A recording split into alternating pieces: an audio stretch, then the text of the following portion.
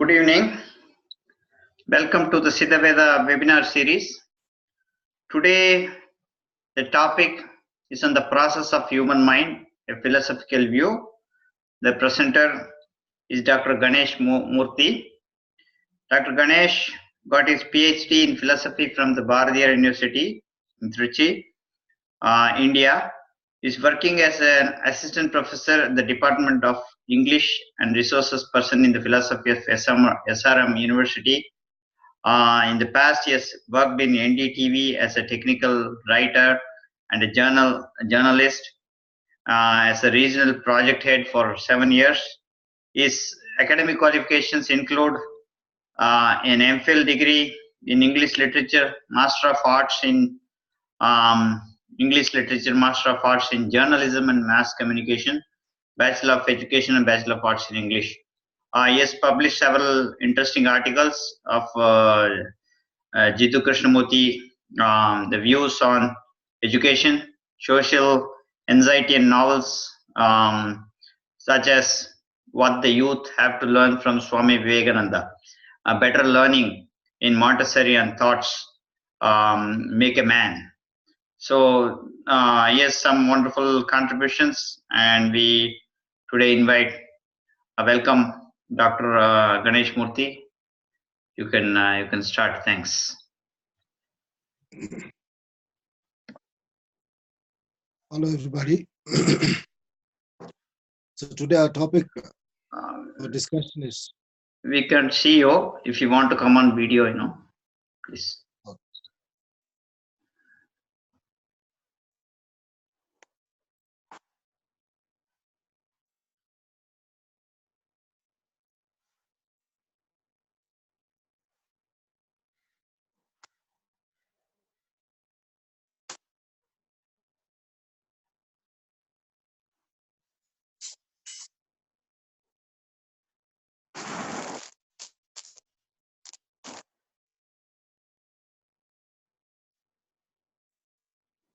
Today's discussion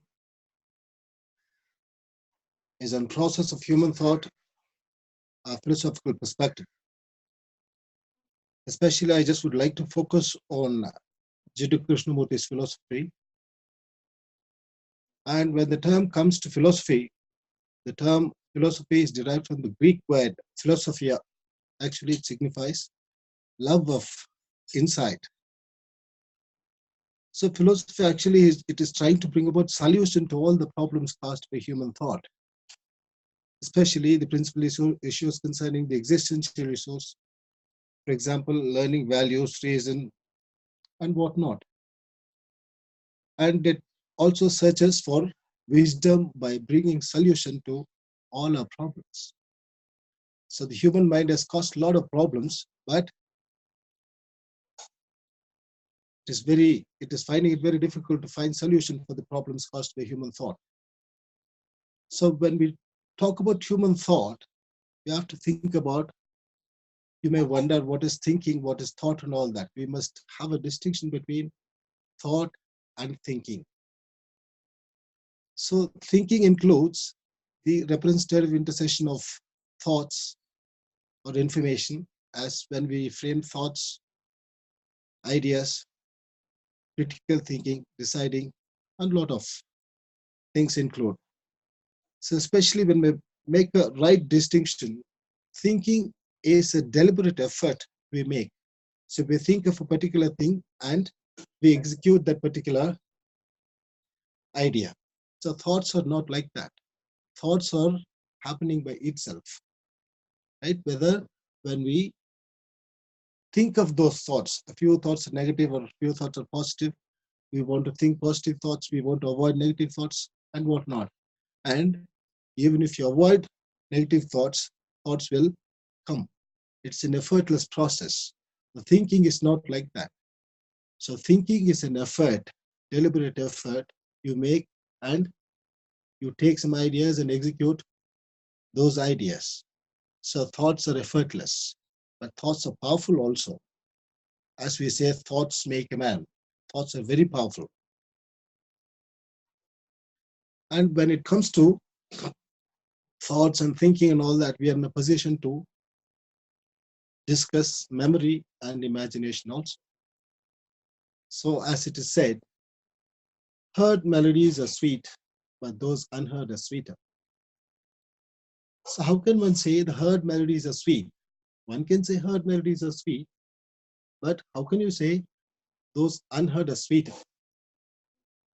So it's all about imagination. So what the memory is heard, it is there stored in your memory, and when we recall those melodies, we feel happy. And imagination sometimes it is also in memory, but sometimes it goes beyond memory. It transcends memory also. Memory is utilized to review data or learning and experience. Despite the fact that memory has customarily been persistent topic in philosophy, especially in mid 20th century. Additionally, talked about the investigation of memory developed as a subject of a request inside the standards of intellectual brain and research. So there have been so many researchers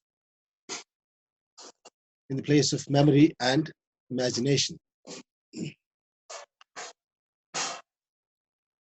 So when we talk about memory and imagination, the same thing, we'll have to talk about the mind and body also.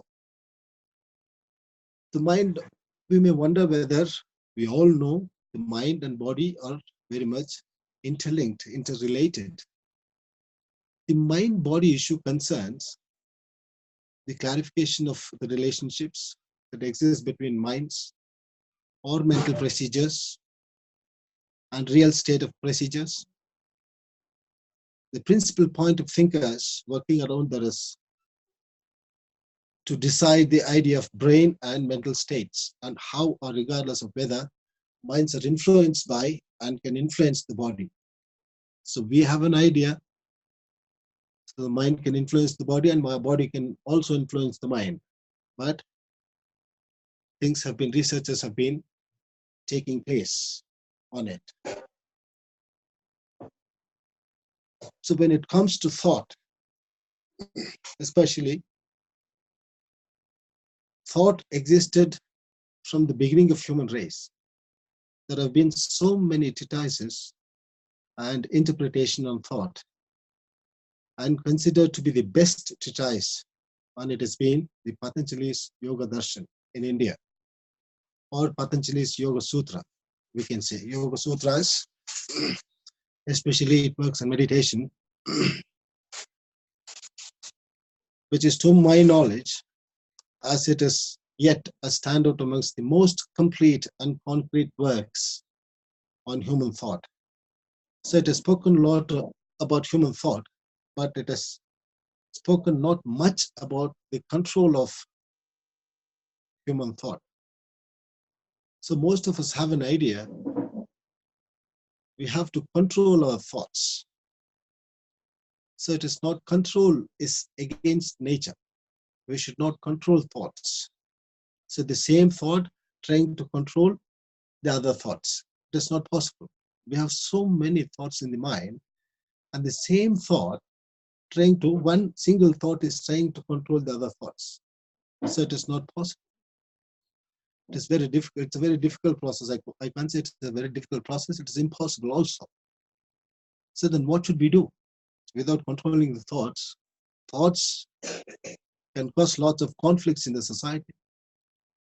So we have too much of negative thoughts. How to control those thoughts? So you cannot control those thoughts. Rather, you can eliminate those thoughts through certain processes. So control basically is, as I told you, it is against nature. It is not. It's not a natural process at all. It is when Patanjali says about this particular aspect, he doesn't say about the control of thoughts. So the ultimate thing we're going to discuss here in this. So see to it whether thoughts not control you. That is the most important thing. And when it comes to the idea of meditation, what meditation does in the process of thought.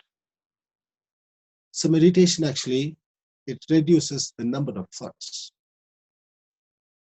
So as we know, every thought is an impulse of energy. So each thought is more solid than a lump of clay or a piece of rock. So how much powerful it is all. So we have not realized the power of thought. So every thought is an impulse of energy. If you think of a particular thought, so it is energy. So when you're tense, for example, when you're tense, so when you're in a sad, sorrowful mood, so a number of thoughts in our mind is increased, right? So when the number of thoughts increased, so much of energy gets dissipated, energy gets wasted. As I discussed, a single thought is more solid than a lump of clay or a piece of rock. So solid. And if you think of too many thoughts, so our energy gets dissipated. It affects the physiology also as well. It doesn't work out only with psyche, and doesn't work out only with mind. Psyche, I mean mind, but it works out in the physiology also. There are so many changes in the physiological system. It affects our nervous system. So how to bring about a change in it? So the same thought is trying to control the other thoughts. It is not easy to control the other thought. One thought cannot control the other thought. So it's a very tough job. What should we do to control our thoughts? As we all know, it is thoughts are the main problems in the life, right? But thoughts have created lots of inventions. So human thoughts are very powerful, very, very powerful. So it is actually, it creates lots of problems in the society also. How to change these things, how to reduce the number of thoughts. The main point here I would like to discuss upon is reducing the number of thoughts. So as far as Siddha Murthi is concerned, it is not actually reducing the number of thoughts gradually, but it should be done instantaneously. Instantaneous, it is very, very difficult, and your whole mind should be focused on a particular point. So where your whole mind is focused upon a particular point, where it is not one-pointedness. Please do not misunderstand. It is not one-pointedness. It is not concentration. Concentration is an effort. It is almost, we discuss thinking and thought. So concentration is an effort, but meditation is not an effort. So as we know, meditation, it is said meditation is deconcentration. It is not concentration at all. For example, concentration, if you're watching an interesting movie, you focus on that particular movie, you are not trying to concentrate. Concentration is very much there.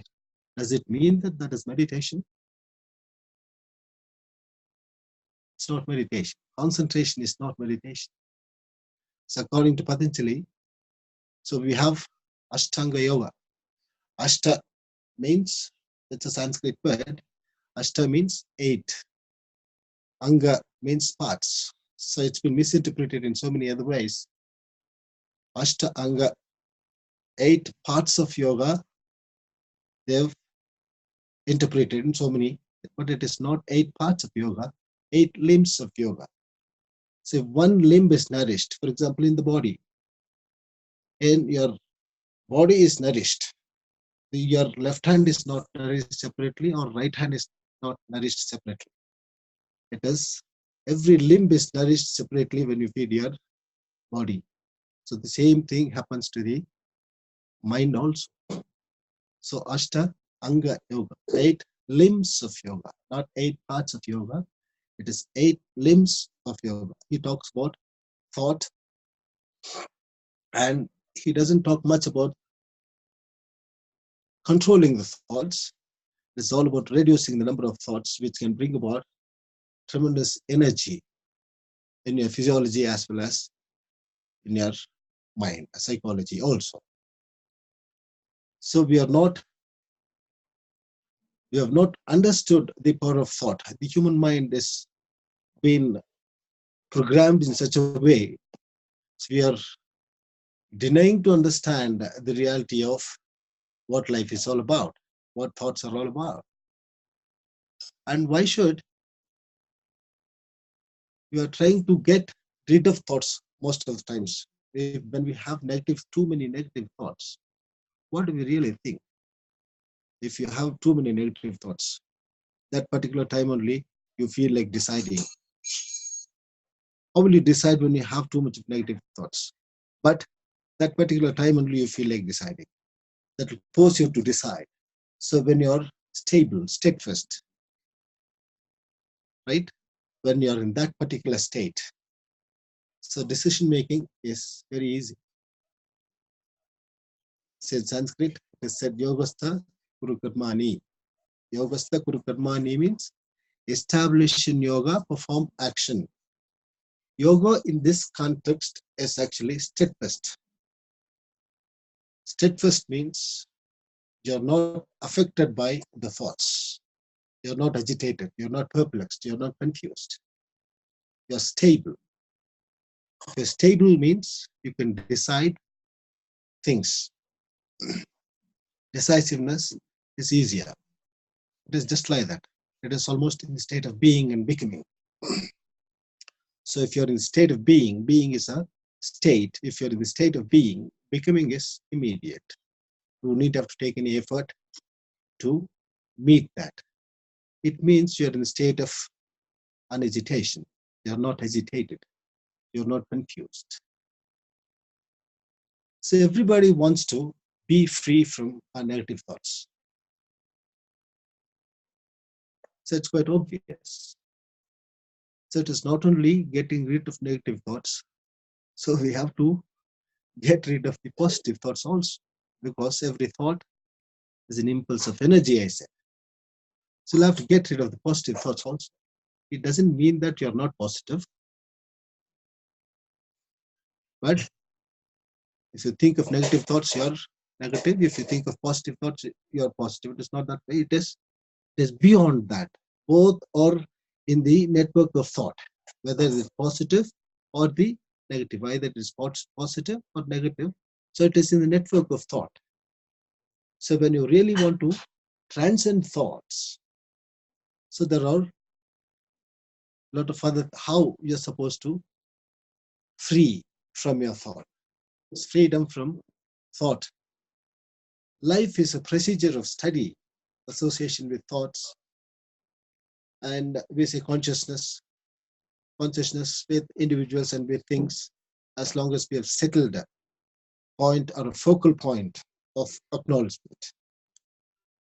We say it is my consciousness, your consciousness, his consciousness, and whatnot. So we divide things. But Jiddu Krishnamurti points out there is nothing as my consciousness or your consciousness. It is the same consciousness which rules the whole gamut of the universe. In this way, our concern in life is to comprehend the longing to be partitioned. So it is division. He talks about the division. So it is life is to comprehend the longing to be partitioned. Nothing can live in confinement. So want is simply a procedure of crumbling, and want conveys what needs be from various perspectives. Gross, subtle, and oblivious. Thought being restricted. Thought is limited. He wants to point out here, thought is limited. So thought being restricted, it creates a lot of issues in the society, national issues, economic issues, religious divisions. And the same thought says, I should solve them. Because it is created with the same thought, but the same thought, right? We think some other thought, but it is there in the network of thought itself. I should solve them. Therefore, thought is often functioning within the resolution of the same issues. So we have not completely, we have not come out of the thought. So we are getting caught, we are entangled in the network of thought. But we are trying to get rid of it. We are trying to go out of it. The same process, again the same thought, think, single thought thinks to control the other thoughts. So which is not possible. This can be said, even if I tell you too many times, a single thought cannot control the other thoughts. It's very, very important idea you will have to know. Still, it is in the network of thought. So there is division. So it is pointed out already. So your consciousness, my consciousness, and his consciousness in the consciousness of society and a lot of other things, divisions. So here Jiddu Krishnamurti wants to point out, division causes conflict, right? So if we divide so many processes, usually they say, if a problem exists, you think of the problem and think of it, you're not the problem, witness the problem from outside. So this is the view usually we have. It is not witnessing the problem from outside. So think of it, it is, JK says, Jiddu Krishnamurti says, it is the division, you and your problem. When you divide, you are witnessing the problem. You is an entity and problem is another entity. It is not that way. It is you are the problem. So the entity, you divide things. You, one entity, and your problem is another entity. So we divide into two things. There is conflict. That is what Jiddu Krishnamurti wants to point out. It is not that way. You are the problem. So it means your thoughts, right? The same thought wants to witness the other thoughts. It is difficult. You should be able to transcend the thoughts. So it cannot be done through your thinking. So it can be done through your not thinking, deconcentrating. It is not through concentrating or focus upon something. So if a person is able to deconcentrate, it means a person is able to meditate. So he can focus upon everything he does in his life. That is the ultimate thing of Jiddu Krishnamurti. When Jiddu Krishnamurti talks about education, the sole aim of education is to respond to the situation accordingly. So to respond to the situation accordingly, you need to have so much of energy, so much of focus. You're not trying to focus, but you're focused. So you're out of thought. So if you're free from the thought, so he gives an example of sunset, sunrise or sunset, for example. You have three entities there. The sun and the observer, when you observe a sunset, the observer and the thing observed and the observation. The observer and the thing observed and the act of doing, observation. So there is division. Observer is there and the observation is there and the thing observed is also there. So three aspects. When you divide these things, there is no focus at all. So you should, when you observe a sunset, you become one so that you are free from the thought, which is the cause of all conflicts in the society. So you become the sun itself. So there is no act of doing. The observer becomes oneness. It becomes one with the sun itself. So there is no observation at all. Act of doing is stopped. So that is, there is no conflict in the observation. Division, there is, since there is no division, there is no conflict. That is the main aspect. So when it comes to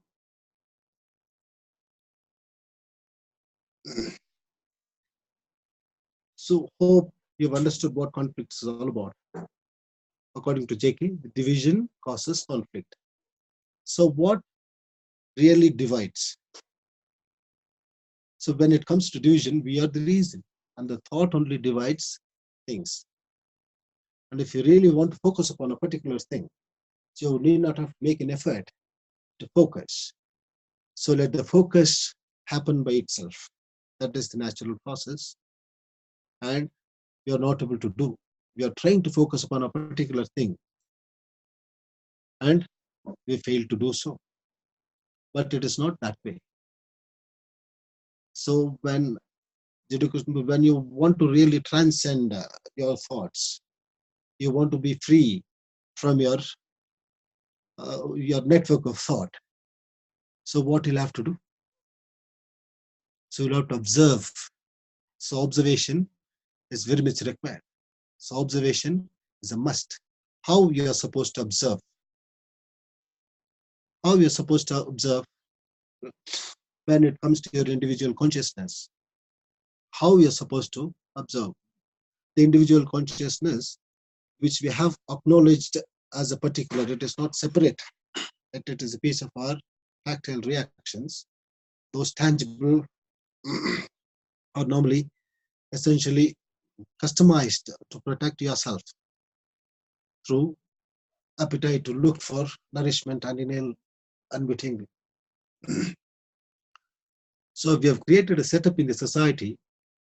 So we are sticking on a social order. It is the network of thought. So when you're able to break through, you need to have a tremendous energy. You should be a rebel. It requires a lot of energy. How we are supposed to get your energy, that is the most important thing. So we are wasting our energy through our thoughts. When we're able to reduce the number of thoughts, energy is conserved. What we say, it is conservation of energy in physics. So how the energy gets conserved, that is more important. So here, our thought process, we have more number of thoughts and much energy gets dissipated, much energy gets wasted. So again, I just want to point out that particular thing. When you're tense, so you have more number of thoughts. So when you have more number of thoughts, you are wasting your energy. Your energy gets wasted. So how to reduce the number of thoughts? It is almost conservation of energy. How to conserve energy? So when it comes to thought, so when it comes to tension and other things, why we get tense? It is out of fear. What is fear? The same, it is in the network of thought. It is not, fear is not different from anywhere outside. With fear normally goes contempt. Where there is fear, there is cruelty. Where there is cruelty, there is hostility. The immense desire to succeed, both in the physical and the psychological world, mental world. So what are we searching for? We do not know. Human thought has created problems. The same human thought is trying to solve those problems. That is there in the network of thought. I hope you've got my point, how I'm going to conclude. So this is our consciousness, convictions, sureness, and vulnerabilities, and uneasiness, forlornness, and interminable hopelessness, and all those things. Though it is difficult for the individual to understand and acknowledge that there is nothing exists as my consciousness and your consciousness. So division. So it is very, very difficult to understand it. We need a profound understanding to understand this particular aspect. Though we are even to understand this particular aspect intellectually, it is very difficult.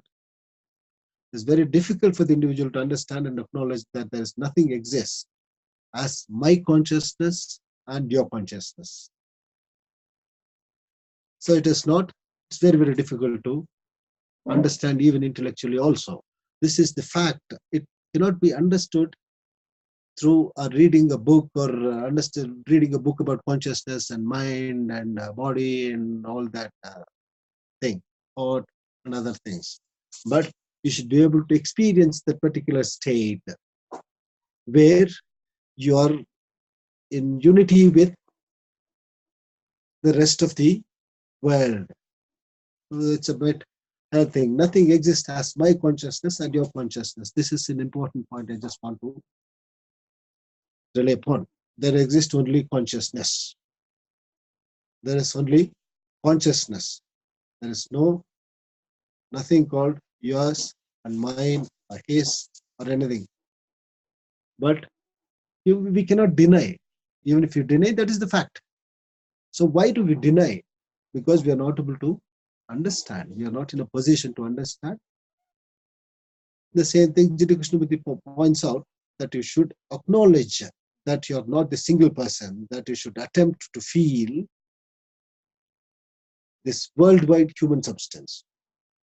You should have an attempt, you should attempt to feel this worldwide human substance. So you are one. It's not different. You are not different from the other person. But is it easy to understand? Even to understand this particular thing intellectually, very, very difficult. So if you don't have this division, there is no problem at all. There is no conflict in the society at all. I am not different from the other person. Because what divides from one person to the other person? Personality. When it comes to personality, the totality of person's behavior, a person's personality, right? So individuality is not changed. People possess, personality is possessed, individuality is. What you have is individuality, what you possess is personality. So that's almost, personality is in the network of thought. I mean to say, the personality is in the network of thought, but the idea of individuality is not in the network of thought. Swami Vivekananda had personality, had individuality as well as personality also. So Vivekananda's was individuality. It is the state is transcended thought. So personality is in the network of thought. Personality comes and goes, but individuality is not like. So as far as my understanding is concerned, we are obtaining information and interpreting it according to our own interpretation. Is not really learning. Jake also points out the very same thing.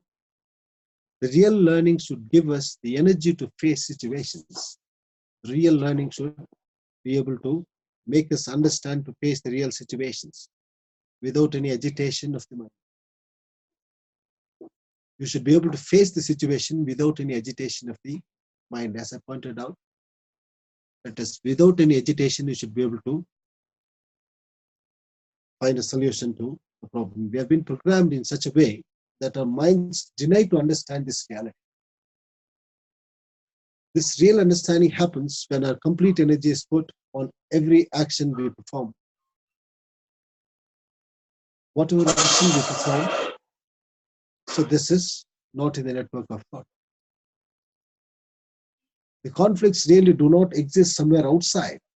A lot of conflicts caused through our thoughts. So where does it come from actually? Where does a conflict come from? It is not anywhere from outside. It is within ourselves within our minds. Let us understand that the problem in the society are created by the sum total of the chaos in the minds of the people in the society. It is not anywhere outside. It is sum total of the chaos in the minds of the people in the society. So it is obvious that the real solution is not the external factor. Resolution for the problem is not the external factor. It is internal. So we deny to realize. So inside, for example, when your thoughts are not accepting your own ideas, the same thoughts, so you cannot make somebody else understand your problems or anything like that. So we are thinking external factors are causing problem to us. No, we are causing problems to the external world. Through our thoughts, we have almost corrupted the whole society. So to bring about the solution, so in this 3D world, thought is one process of thought is creating too much of problems. The other side of thought, set of thoughts are trying to solve those problems. Both will not work out at all. In one way, we are increasing the problems through our thoughts, through our technology and other affairs. The other side is a process of thought which is trying to bring about a solution to those problems.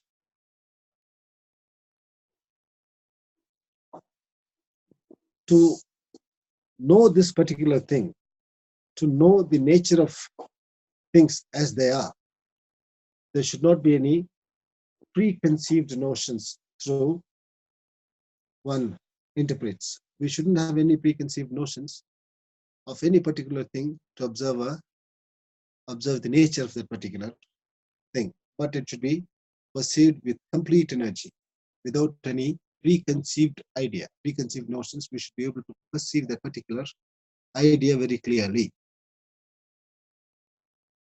It's quite difficult for us to understand. And if we see a tree, we see a tree as green. So it's a subtle aspect to understand, subtle, and as well as it is a profound, it requires a profound understanding of things. And it is just beyond intellectual understanding. So we divide the same thing. The division is the main problems in the society. So what are we longing for? So at last I would like to conclude. The thing is, it's almost through my discussion you would have understood. So thoughts are causing problems, and the other way around, the thoughts are trying to find a solution for the problems. It's not that way. So you should be able to transcend those thoughts. When you're able to transcend those thoughts, so there is reality. That's what JK wants to. Though we understand this fact that freedom from conflict is freedom from the cycle of thought, the network of thought. It's very, very difficult for us to accept this fact because thoughts have dominated our lives to a greater extent. Whatever we think, we interpret through our thoughts. So we wish with our normal pleasure-seeking mind are finding it difficult to understand, to get rid of the boundary. So we are almost in the same track. Pleasure-seeking mind cannot find a solution, cannot be able to get rid of this boundary. As we know, the saying to meditate is not to control our thoughts, but let the thoughts not to control us. So, important aspect I just want to lay upon is thoughts have created a lot of conflicts in the society, and thoughts are trying to solve those conflicts. This is contrary. One aspect. The other aspect is we must understand the energy of thoughts. A single thought is more solid than a lump of clay or a piece of rock. So how much energy a single thought carries, and what we have to do to get rid of this network of thought, to reduce the number of thoughts. So once you're able to reduce the number of thoughts, your energy is conserved. Conservation of energy.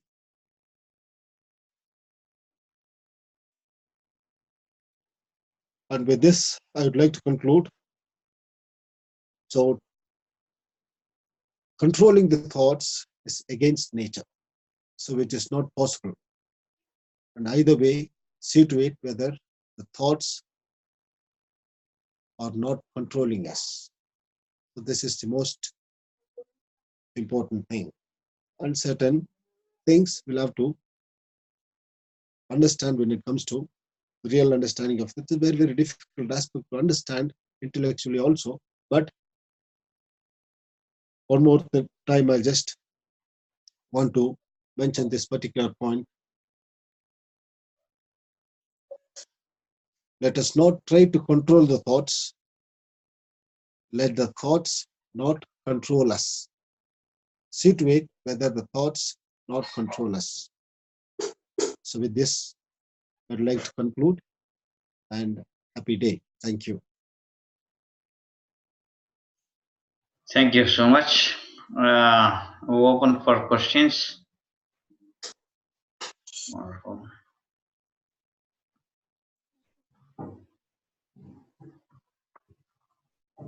Any questions? You're welcome.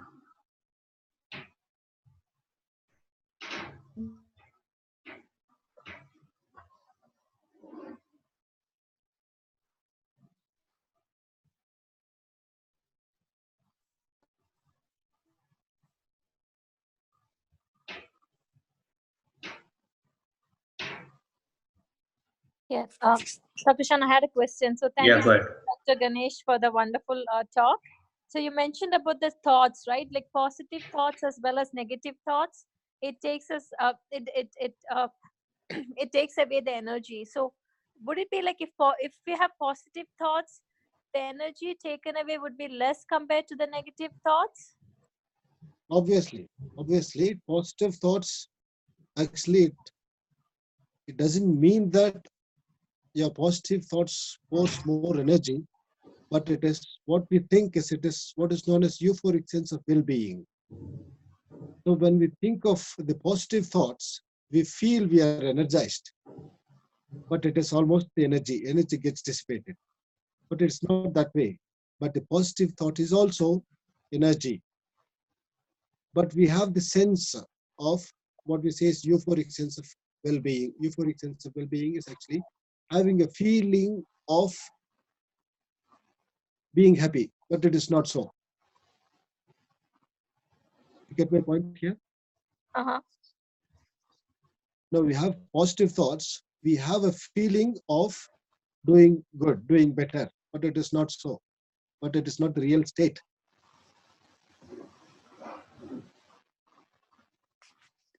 Okay. No, but even positive thoughts have energy that takes your energy off. That's also for sure. There is no distinction between positive and negative thoughts when it comes to the level of energy. Energy. Okay, thank you.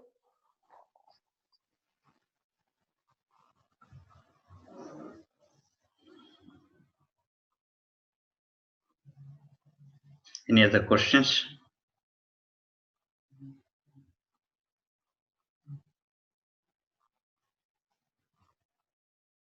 Okay. No questions. I have a comment. It could be also a dialogue. So basically, if there is no thought, we cannot create. Why do we have to create? There's no need.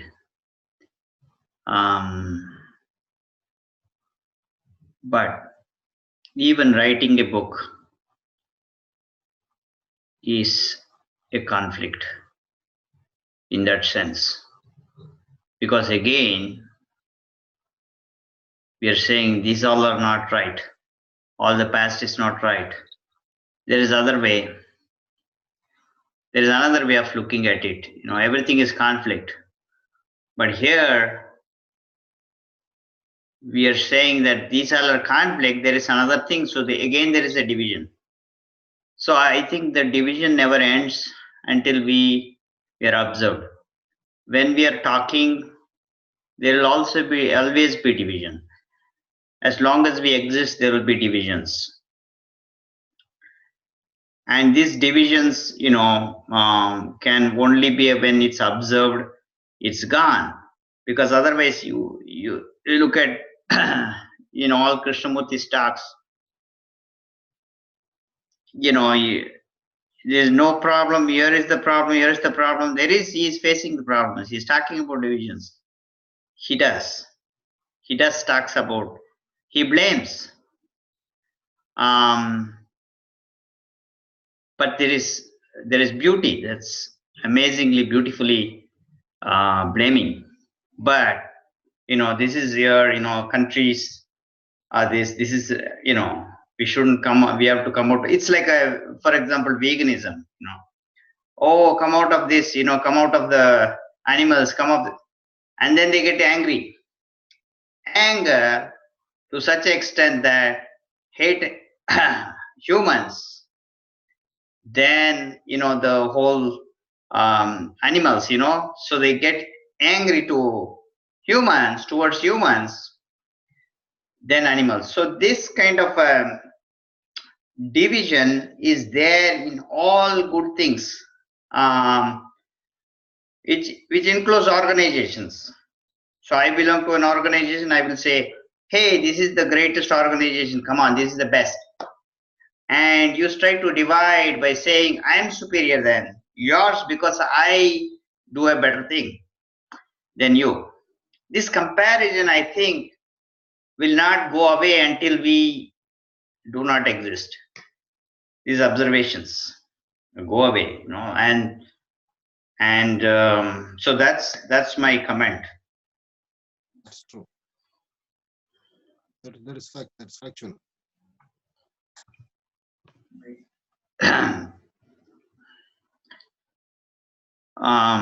Thank you. I think this was a wonderful session today, because this is very close to what we really wanted to do, right? It is all other things, either yoga or any other thing, at the end should lead to this. All whatever we are doing at the end should lead. So we cannot begin from somewhere. There is, all these are different processes, and different kind of mind, different kind of brains. And some people may think this is a useless talk. That's their brain.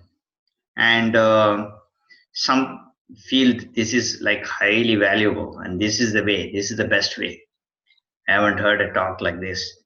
So this is kind of the whole thing that humans have, and it's very natural to have different kind of individuals. And probably if that doesn't exist, then there would be only very few gurus emerging out, or only one guru be there. But why different gurus? Because the consciousness itself is very diverse. It is meant to be very unique in different packets. And these packets are, as we see, this is embedded. These packets are embedded in space, different dots, all connected as a whole. So we thought about this long time back. I was very much influenced by Jiddu at a very young age. We came up with, today, we came up with a model. So I came up with various, I got trained in various yogis and different times. From young age, I was sitting in a lap of a great Yogeshwarananda. It's a a yogi. And so I went through different Osho and all these Gurujis, many Gurujis. At the end, my conclusion was that everybody is great as they are, and we need to bring this knowledge of everyone available as it is to in a way that is acceptable. There is no conflict, and each one can coexist. And this coexist, I call it co-realization. You realize, I realize, but we don't realize that your realization is greater or mine. So where we can accept each other, and that's how I think the world should, or the guru system should be. Then comparing something is greater or this is less. There is nothing like that. And so we came up with a degree program. It's called the Diploma in Integrative Medicine. We're starting with integrative medicine because there is so much need for healing. So we call it the integrative, holistic integrative medicine. So holistic integrated includes all the different elements of ancient science and technology in healing, because healing is also equally important, right? Because if you're hungry, this philosophy will not work. If you have problems, nobody will come and sit and listen to these philosophies. So there is a realistic problem. In order to transcend to this level, you need to attend fundamental problems. Fundamental problems. If you don't have food, if you don't have a car or something today, you need a car. It's not a fundamental thing. But people think that I need a car, and then only you can go to you can do anything. To that extent, we have changed, we have shifted.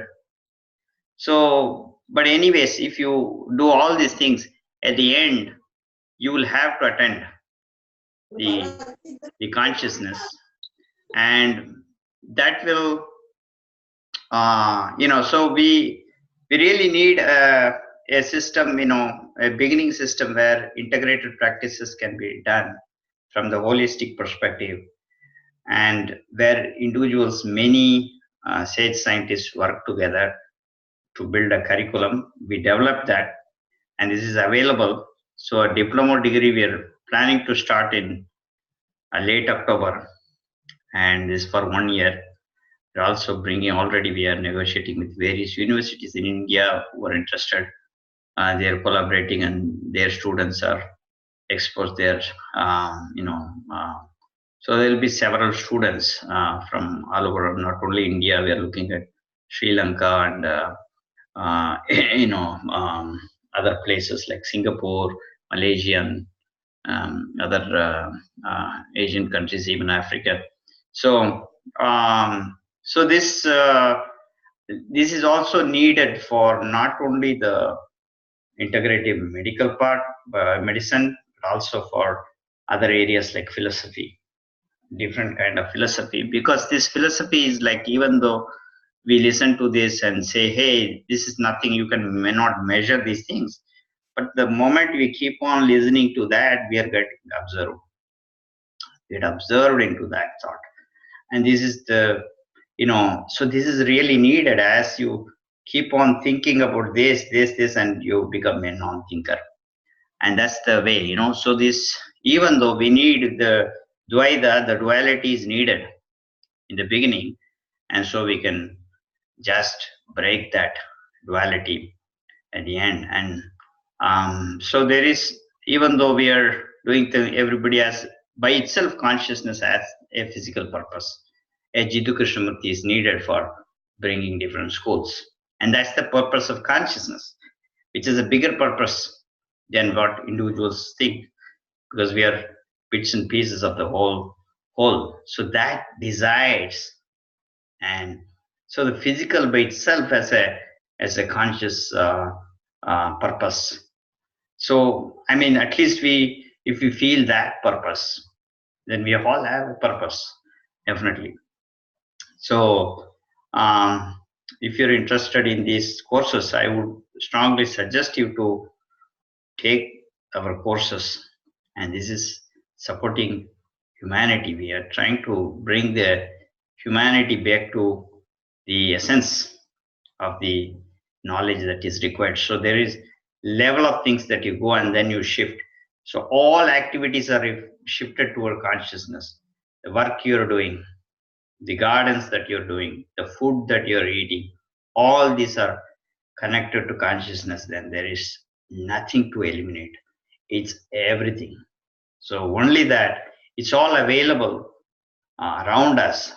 So how we are going to connect? There is nothing that you don't have to move anywhere. You don't have to shift a place.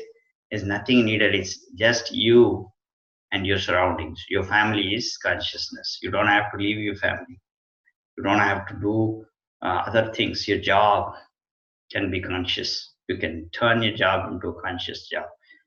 You can turn your kitchen into conscious kitchen. Everything, whatever exists, if we feel that, then there is no need to go anywhere. And where can we go? Just here. So I thank you all. And this was wonderful session. Mr. Ganesh Murthi will have more sessions like this in the future. I thank you so much for the wonderful talk. So we'll share the, the integrated, flyers next week. Thank you. Thank you. Thank you. Thank you so much.